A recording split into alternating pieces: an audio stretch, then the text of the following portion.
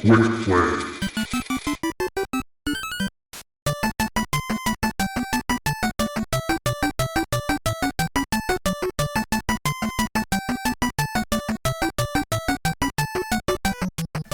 Welcome to Quick Play. My name is Brian, and this is a Retrotopia side podcast. And today I'm going to be talking about the game on the Nintendo Entertainment System called 3D Battles of the Worldrunner. And before I get into it, I just want to mention our social media link where you can find all of our social medias. Go to linktree/Retrotopia where you can find access to our Facebook, our Twitter, or our Discord if you want to join in on the conversation. That's linktr.ee/Retrotopia. And with that out of the way, and without further ado, let us get into the game.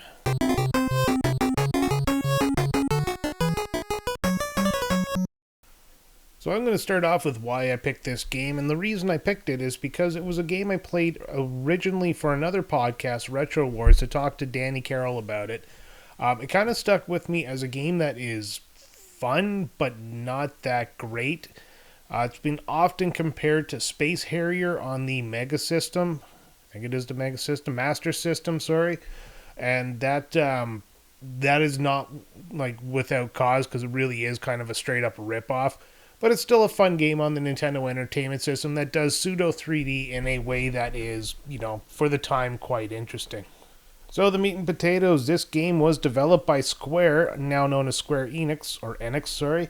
It was released in 1987 in Japan and 1988 in North America for the Nintendo Entertainment System, or Famicom as they called it over there.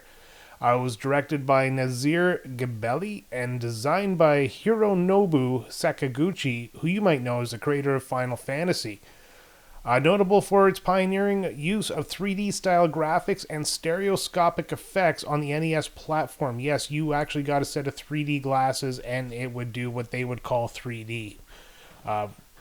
Reviews I've read of the game, it didn't do it well. Also, this is the one I like. The music was composed by Nobuo Uematsu, known for his iconic music in the Final Fantasy series.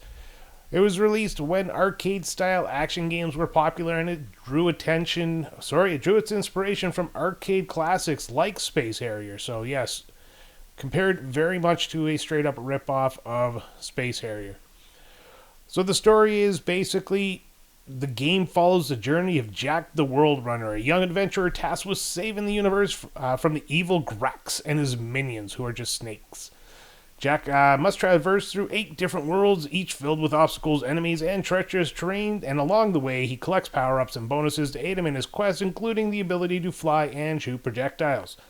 The narrative unfolds through brief cutscenes and interaction with character encounters throughout the game. I don't remember that, but it's what I found when I was doing my research. So its comparison to Space Harrier, 3D Worldrunner is often compared to it due to their very similar gameplay styles and mechanics. Both games feature fast-paced rail shooter gameplay where the player's characters move forward automatically while dodging obstacles and shooting enemies. However, in Space Harrier, it is set in a fantasy world with a fantastical creature. 3D Worldrunner takes place in a science fiction setting with a futuristic environment and enemies there, so they're obviously not the same thing. Additionally, 3D Worldrunner distinguishes itself with its use of stereoscopic 3D effects, giving it kind of the unique visual appeal on the Nintendo Entertainment System. Both games share a sense of arcade-style action and challenging gameplay, and it appeals to fans of retro gaming and arcade classics. So the concept of this game, what does it bring to the table? Well, it pioneering concept for its era. It introduced 3D style graphics to the NES platform using the checkerboard pattern on the ground that comes at you. It gives you that sense of 3D. Plus, if you hit the select button, you get the stereoscopic, where that's just a picture on top of a picture with different colors, kind of like those blue and red 3D glasses of the 80s. It had very innovative gameplay mechanics, and it really centered around running through obstacles in a 3D-esque environment. A very unique blend of platforming and action elements. It really distinguished it from traditional side-scrolling titles at the time. It incorporated themed worlds, and it had a very diverse enemies, and added really to the depth of the game's concept. Utilization of power-ups and bonuses provide a very strategic element to the gameplay progression, and its inspiration was drawn from arcade classics like Space Harrier and kind of contributed to its arcade feel. The words hard. Exploration of space-themed environments aligns with the game's narrative and the world building. Not a huge story-filled game, but you get the idea. So it conceptualized as a showcase for the NES hardware capabilities and really pushed the boundaries for graphical fidelity at the time. Overall, the concept of the 3D runner, it still remains a testament to Square's ambition for innovation during the NES era. Obviously, I don't think it sold well. I'd have to look up on the wiki again. They wouldn't have made a game called Final Fantasy that was going to be their last last kick at the cat before folding the company if they were doing well at this point. So the gameplay of the game, fast-paced, very adrenaline-induced gameplay mechanics. It really keeps the players on their toes. It requires a balance of quick reflexes, precise timing, and strategic decision-making, especially when you're jumping over the gaps. Some gaps are longer where you have to push up to go further. Some are shorter where you have to push down to slow your character down because, again, it's a rail shooter, so you're automatically running forward. Slowing yourself down lets you land on the thin platform in between two pits, and then you can jump the second time, and you have to do it kind of in a timing sense of it. It has a very level design, at least what it calls very level design, which that is, it changes the colors every time you switch worlds. And the background changes a little bit, but essentially it's just the same thing with new enemies. The difficulty curve it increases as you play the game, so it gets a little bit harder and harder as you go on. So it just kind of like every arcade, first level you'll eventually beat, with your eyes closed, and then from there just gets progressively harder, and that's how they get their money's worth.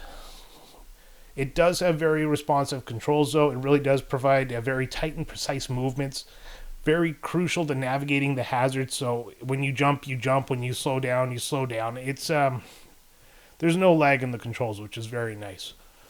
It has power-ups. The ability to fly is added in there, mostly on boss fights, and kind of adds a little bit of a complexity to the strategy, especially when you're running and jumping for the level, and then you get to the boss, and all of a sudden you're flying around the screen. It has bonus stages inside of it. If you're running, you run into a balloon, I think it is. You will enter a bonus stage, which can give you some more power-ups. One of the funniest things is when you're running in this game, you'll run into pillars, which will knock several types of power-ups out. And when they pop out, they'll land on you. So there's a couple there. Where are they? I have them written down. All right, you have a power potion, and it gives you partial invincibility for a little bit. So you get this potion, and you can kind of run without worrying about dying, but it doesn't last very long. You get atomic power, which makes you also unstoppable, but it is also temporary. A heart gives you an extra life. A superstar, you collect them as you go through. They're just worth points. And then, of course, you have the laser missile. You have firing power until you die. So just, don't die, and you can shoot everything. Top of that, there's also a cosmic clock that resets the timer on your screen at the bottom. You'll have what looks like a health bar. It'll continuously go down, and that is actually your timer for the level. Yes, the warp balloon is also an item, like I said, that takes you to the bonus stage, and you get these jumpers as well for really long canyons there. You can jump far, and Super Jumper, same thing, only pushes you even further than the last one. So it's the mastering of these use of items and the gameplay itself that is really what is your reward for this, because it is a very arcadey game, so you really need to actually take the time and learn the jumps, and the levels aren't random, so you can eventually just learn the level by playing it over and over and over again, and if you're like me, that's how you're going to get through this game. There's boss battles at the end of every world, so you'll have 8 worlds, each consisting of 3 levels. The levels just change as you run along. There's no big fancy screen in the middle of it. It'll just say level 1-2, and then that's how you're on level 1-2. All the bosses are snakes, different types of snakes. So the only difference is the way their head looks, but pretty much every time you get to the end, you just start with a jetpack, you fly around, you get the ability to shoot, and you're fighting a snake. Nothing fancy about that at all. But overall, I'd say the gameplay experience of this game remains really engaging, really exhilarating, and really stands the test of time in an arcadey sort of way. And it's a good, fun pick-up-and-go game. Switching over to focus on the graphics, I found this game to be kind of stunning for an NES game. The 3D, the way they convey 3D through the ground moving towards you with a checkerboard pattern, it's not innovative in any way, shape, or form. Again, it's been done before this game came out, but it really does give you the sense of moving in a 3D environment, especially when you're running forward. Very colorful. The floors are always a different color, but the backgrounds always have like a different type of setting just to let you know you've changed worlds. There is stereoscopic 3D. Wasn't able to try it because obviously I don't have the 3D glasses to play with it, but everything I've read about it, a lot of people said it didn't really work that well. So I don't think it was really one of the features that everybody loved about this game, those who did love the game. There are varied enemy designs. Some of the enemies can be very pestering, while some of the enemies are just kind of there. So one of the ones I notably dislike is the handmen. They're just basically, they look like that Chef Boyardee glove. If you've ever seen those Chef Boyardee commercials, or Hamburger Helper, sorry, not Chef Boyardee, Hamburger Helper glove. And all it does is no matter what direction you move when you jump, it'll block you once or twice, so then it just slows you down. And again, you're on a timer, so if you get blocked too many times, you'll die just from running out of time. Other than that, no real enemy jumps out at me as anything that, I don't know, anything notable. I mean, they all just sit there, get in your way, or if they hit you, sometimes you die. It all depends on the enemy. In my notes, the 3D moving ground is called parallax scrolling, and this is a rail shooter, so the ground moving is basically where the intensive graphics usage comes from, because your character is just pretty much stationary except for his basic stationary movements for, running and jumping. So the sprites of the character uses, like left leg up, right leg up, and then a sprite for jumping, so there's not a lot of graphical power inside of the character himself. This does have consistent frame rate, and it doesn't lag as you're running around, so you can't really call bullshit on the jumps. It's really, really responsive, so it is your fault when you fuck up, not the controllers. This isn't Assassin's Creed. You can't yell at him when he jumps off the building because you swear to God you pushed the right button. Not in this game. Responds very, very well. So overall, I think it really set a high standard for graphic fidelity on the NES. It really kind of did push the boundaries for the time, with the 3D effects and all that kind of stuff. So switching over again now to sound. One of the things I mentioned earlier, the sound was done by Nobuo Uematsu of Final Fantasy fame, and the guy who basically is still kicking ass today. Very memorable, simply because when you start listening to the song, and the song was at the beginning of this episode, it drills into your brain because it's very repetitive, but it's very catchy at the same time, so you don't hate that you remember it, but the fact that you can't get it out of your brain will just send you right to the loony bin. There are some other songs. There's 8 tracks in total from the what I found online. Some of the tracks are just like little jingles, but there's a track for the world, there's a track for the bonus level, there's a track for the boss level, and I think there's an ending track as well, not that I've ever made it that far. It says very varied musical themes for each world, but it really isn't varied that much. The sound effects are pretty, you make the sound of jumping or running into something. It's Nintendo sound effects. Like, I don't know what else to say about it. You're not exactly getting an orchestrated version of the game here, so it's going to be bleeps and bloops and bangs and stuff like that you get out of an 8-bit system. So there's not much more I'm going to go on to about the music there. Just very notable. This was, I'm not sure if this was like the absolute beginning, but this was close to the beginning of the famous music by Nobuo Uematsu, who I've now mentioned 3 times in the episode, and that'll probably be the last time unless I decide to do it again.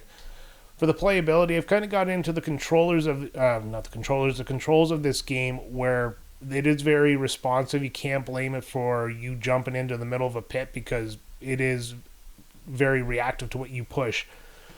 If it's very simple, you're on a rail. It's a rail shooter, so you're automatically running forward. The only thing you can do is slow your character down in the middle of a jump or as you're running in order to land on a platform or dodge an enemy. Other than that, your options are run, jump, shoot when you have something to shoot, or go around the screen when you're fighting a boss. It doesn't really gradually introduce you to the game. It kind of drops you in the middle of it. So if you haven't read the manual, you're kind of, trial and error to start out with. But with the simple enough controls, trial and error is not hard. You just figure out real quick, and then you just go through the levels. And then again, the levels turn into trial and error so that you know how to pass them. It does have a difficulty curve. The further you get into it, the harder it is. It is a nice difficulty curve, so it's nothing that throws you to the wolves right away. The first level is pretty vanilla. As you get to the second or third world, the challenge is actually quite high, and then as you get to the eighth world, you're kind of holding your nuts as you jump around and try to make everywhere you want to land a place that has a floor to it. So I found this game very entertaining. That's one of the important points of any game you want to play, is that it has to be entertaining. It's very engaging gameplay mechanics. It really does offer hours of entertainment, especially the replay value, because you will be redoing the levels over and over and over again. It's very fast-paced. It's adrenaline-reducing because you are doing jumps that you have to do on the fly. You can't stop and really look at what's coming up. You just kind of have to memorize what you've been doing and figure out the jumps as you go. The varied level design, meaning the jumps change, so you're not doing the same thing all the time. Some of the enemies change their patterns and how you can get through it. The power-ups and the bonuses really add kind of a depth to it. If you get a good invincibility mode going on, you can kind of get ahead without really worrying that much. But other than that, the entertainment is in the boss battles, and it just is a really retro arcade feeling game. It seamlessly blends the arcade action and platforming elements and creates kind of a semi-unique experience on the Nintendo Entertainment System. I would say that this game would have been timeless if anybody had actually known about it, but I just learned about it recently, so I don't think I would call this game timeless. Would I play it again? Absolutely. Like I said, this is an arcade game, and the best thing about arcade games is they're addictive. So you pick them up and play whenever you have a few minutes here, and this is one of those games that I really kind of hope pops on NS, like the Nintendo Switch Online, so that I can play it again. Otherwise I'd have to go back to the emulating, which is what I did on this case, but no, it's definitely worth playing over and over again, and if you have access to it, it's definitely a game you can pick up and go whenever you just have a few minutes to play.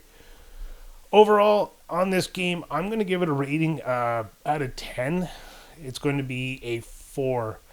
It is a fun game, but there are some elements to it that just kind of make it not an average game. First off, like I said, it's really unheard of. I never heard of it before about a year ago. The music drills a hole into your brain, but it's good. It's really hard to explain how that works. Like, you enjoy the music, but you never get it out of your head. Every so often, just when it's quiet, all of a sudden the song will pop into my head again. Other than that, the 3D doesn't work very well according to what I read online. The game gets repetitive. Unfortunately, it really does. I know I said that it does have dynamic world design, but it's the same thing. Run forward, jump holes, avoid enemies. Fight boss. So the rating is 4 out of 10, and that is going to do it for another quick play, a side project of Retrotopia. You can check out Retrotopia every Sunday morning, wherever you get your podcasts. Until next time, I am Brian. Have yourself a great day.